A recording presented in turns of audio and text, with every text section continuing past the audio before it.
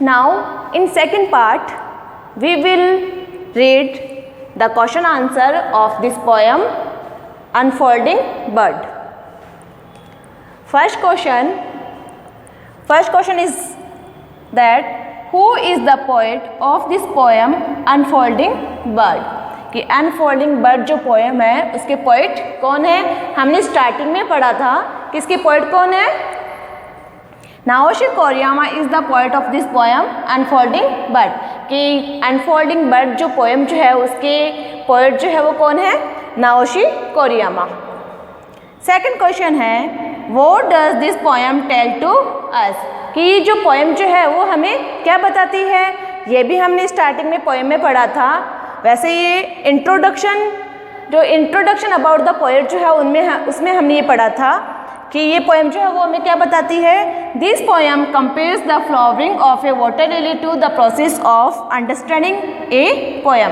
कि ये पोएम जो है वो हमें वाटर लिली जो फ्लावर है उसकी जो ब्लूमिंग होने की जो प्रोसेस है उसकी कंपैरिजन किसके साथ में हुई है? जो पोएम को अंडरस्टैंडिंग करने की जो प्रोसेस है कि पोएम जो है पोएम को भी समझने में, यानी एक बार पढ़ने में पोएम जो है वो समझ में नहीं आती. जितनी बार हम उसको पढ़ेंगे उतनी बार उसके अलग अलग जो मीनिंग जो है, नए नए मीनिंग जो है वो हमें मिलते रहेंगे. तो वैसे ही कि वाटर लिली की ब्लूमिंग होने की जो प्रोसेस जो है उसकी कंपैरिजन पोएम को अंडरस्टैंड करने की जो प्रोसेस है उसके साथ में की गई है.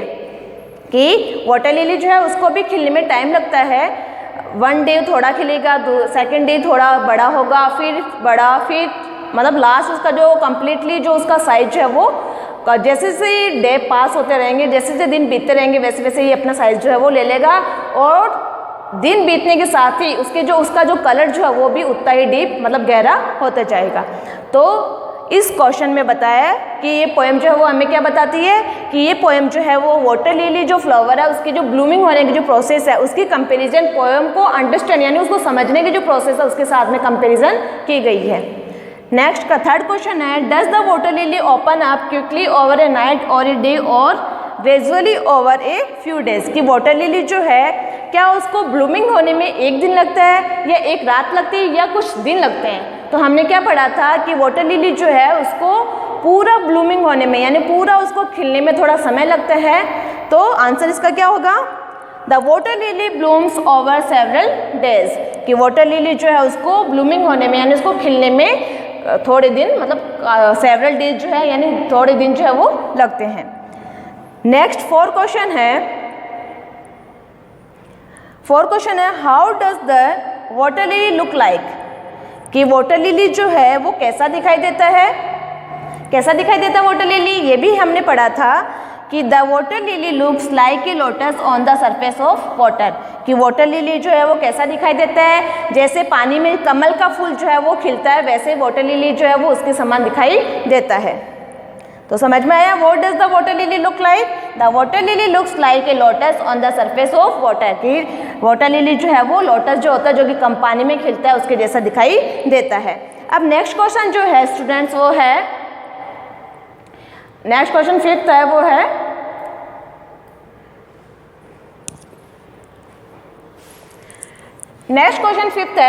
What is amazing about that process of opening up? कि जो वाटर लिली जो फ्लावर है उसकी ओपनिंग अप यानी उसकी जो ब्लूमिंग जो होती है उसके बारे में क्या अमेजिंग बात है यानी सरप्राइज होने वाली बात कौन सी है उसकी ब्लूमिंग होने के बारे में? तो इसका आंसर है is the water lily opens up the colour and the size change. कि जैसे जैसे वाटर लिली जो है जब वो ब्लूम होता है यानी जब खिलता है तो उसका जो कलर जो है और उसकी जो साइज जो है वो चेंज होती रहती है. कि जैसे जैसे वाटर लिली जो है वो ब्लूम होगा यानी खिलेगा तो वैसे वैसे उसका साइज भी बड़ा होगा, उसका जो कलर जो है वो भी गहरा होता जाएगा. It is amazing about the process of opening up. यानी यही बात जो है वाटर लिली के बारे में जो कि काफ़ी अमेजिंग है यानी काफ़ी सरप्राइज करने वाली है. तो फिफ्थ क्वेश्चन हो गया what is amazing about process of opening up? Answer हो जाएगा is the water lily opens up the colour and size change. It is amazing about the process of opening up. Next question है what is our first reading of a poem compare to? कि poem जो है, poem को जब हम first time पढ़ते हैं तो उस फर्स्ट टाइम जो अपन उसकी रीडिंग जो करते हैं उसकी कंपैरिजन किसके साथ में की गई है? तो आंसर है the first reading of a poem is compared to a closed bird, कि पोएम जो है जब हम उसको फर्स्ट टाइम उसको रीडिंग करेंगे तो उसकी कंपैरिजन जो है वो किसके साथ में की गई है? एक क्लोज्ड बर्ड जो होती है, वाटर लिली जो होता है, उसकी जो बंद कली जो होती है छोटी सी, उसके समान की गई है। कि पोएम जो है वो भी कैसी होती है? काफ़ी क्लोज्ड होती है, मतलब काफ़ी वो टाइटली क्लोज होती है कि उसको जितनी बार हम पढ़ेंगे उतनी बार उसके नए नए मीनिंग जो है वो हमें मिलते रहेंगे। अगर फर्स्ट टाइम अगर उसको पढ़ेंगे तो हमें ज़्यादा से ज़्यादा मतलब बहुत कम जो मीनिंग जो है उसका वो हमें मिलेगा, और जितनी बार पढ़ेंगे उतनी बार उसका कोई ना कोई नया मीनिंग जो है वो हमें मिलेगा। तो इसमें है कि पोएम की फर्स्ट रीडिंग जो है वो किसके साथ में कंपेरिजन, किसके साथ में उसकी कंपेरिजन की गई है? एक क्लोज्ड बर्ड जो होती है उसके साथ में। नेक्स्ट क्वेश्चन है what is the meaning of the word dimensions, कि डायमेंशंस जो वर्ड आया है उसका मीनिंग क्या होता है? उसका मीनिंग क्या होता है? The meaning of the word dimensions is proportions size, कि डायमेंशंस का मीनिंग जो है वो क्या होता है? साइज। कि बताया था कि जैसे जैसे दिन डेज जो है पास होते रहेंगे, मतलब बीतते जाएंगे, वैसे वैसे वाटर लिली जो है उसका साइज बढ़ता जाएगा, मतलब वो खिलता फूल जो है वाटर लिली जो है जब मतलब जैसे जैसे वो खिलेगा, डे जो दिन जो है बीतते जाएंगे, दिन के बीतने के साथ साथ जैसे जैसे वो खिलेगा वैसे वैसे उसका साइज जो है वो बड़ा होता जाएगा। नेक्स्ट है from where did Naoshi Koriyama study of English literature, कि नाओशी कोरियामा जो है उन्होंने इंग्लिश लिटरेचर की स्टडी जो है वो कहाँ से की है? हमने स्टार्टिंग में पढ़ा था इंट्रोडक्शन ऑफ पोएट में। अब है Naoshi Koriyama studied English literature in the United States, कि नाओशी कोरियामा जो है उन्होंने इंग्लिश लिटरेचर की स्टडी जो है पढ़ाई जो है वो कहाँ से की थी? यूनाइटेड स्टेट्स में। नेक्स्ट क्वेश्चन है, नेक्स्ट क्वेश्चन 9 नंबर जो है वो है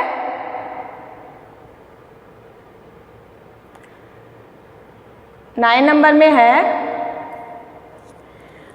क्वेश्चन नंबर 9 है when are we actually surprised about the poem, कि हम पोएम के बारे में कब रियल में एक्चुअली में सरप्राइज होते हैं? कि पोएम के बारे में कौन सी बात है जो सरप्राइज करने वाली है? We are actually surprise by the poem when we have read it many times, कि हम पोएम के बारे में कब ज़्यादा सरप्राइज होंगे? जितनी बार हम उसको पढ़ेंगे उतनी बार ही हम उसके बारे में सरप्राइज होंगे, क्योंकि जितनी बार हम पढ़ेंगे उतनी बार ही हमें कुछ ना कुछ नए मीनिंग जो है वो हमें मिलते रहेंगे, तो हम उससे सरप्राइज होंगे। नेक्स्ट है, तो 9 क्वेश्चन हो गया when are we actually surprised about the poem, answer हो जाएगा we are actually surprised by the poem when we have read it many times. Last question है what does the poem reveal when we have read it many times, कि poem जो है वो क्या reveal करती है, यानी क्या बताती है जितनी बार हम उसको पढ़ते हैं, कि पोएम जो है जब उसको हम काफ़ी टाइम बाद मतलब पढ़ेंगे तो वो क्या रिवील करती है, क्या हमें बताती है? आंसर हो जाएगा the poem's inner meaning slowly reveals itself to us, कि पोएम का जो इनर मीनिंग जो है, पोएम का इनर मीनिंग जो है वो हमें मतलब धीरे जितनी बार हम उसको पढ़ेंगे, कि पोएम को अगर काफ़ी बार अपन जब उसको पढ़ेंगे तो जितनी बार पढ़ेंगे उतनी बार ही उसका जो नया मीनिंग जो है वो हमें मिलता रहेगा। तो क्वेश्चन क्या हो गया? What does the poem reveal when we have read it many times, तो आंसर हो जाएगा the poem's inner meaning slowly reveals itself to us, कि जितनी बार हम पढ़ेंगे उतनी बार उसका जो इनर मीनिंग जो है वो हमें मिलता रहेगा। तो स्टूडेंट्स ये जो क्वेश्चन आंसर जो है 10 क्वेश्चन जो है वो आपको करने हैं, मैंने बताए थे अभी आपको पूरे क्वेश्चन।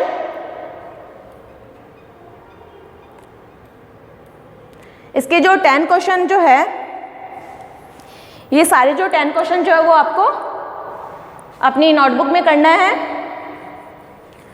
क्वेश्चन आपको समझ में आए होंगे, तो ये 10 क्वेश्चन जो है वो आपको अपनी नोटबुक में करना है। दूसरी बात जो इसकी वर्ड मीनिंग जो है, इसके 2 वर्ड मीनिंग थे जो कि बुक्स में दिए हुए हैं, मैंने आपको बताए भी थे 2 वर्ड मीनिंग, एक तो था डायमेंशंस का, एक था वाटर लिली का। वो दोनों वर्ड मीनिंग जो है वो आपको अपनी नोटबुक में करना है, साथ में 10 क्वेश्चन जो है वो आपको अपनी नोटबुक में करना है। अब है कि आपको कुछ भी क्वेरी हो, यानी पोएम से रिलेटेड या क्वेश्चन से रिलेटेड आपको कोई भी क्वेरी हो तो आप मेरे से कांटेक्ट करके पूछ सकते हो। जहाँ पे भी कोई प्रॉब्लम हो तो वहाँ आप मुझसे कॉल करके या व्हाट्सएप पे कैसे भी आप मेरे को पूछ सकते हो।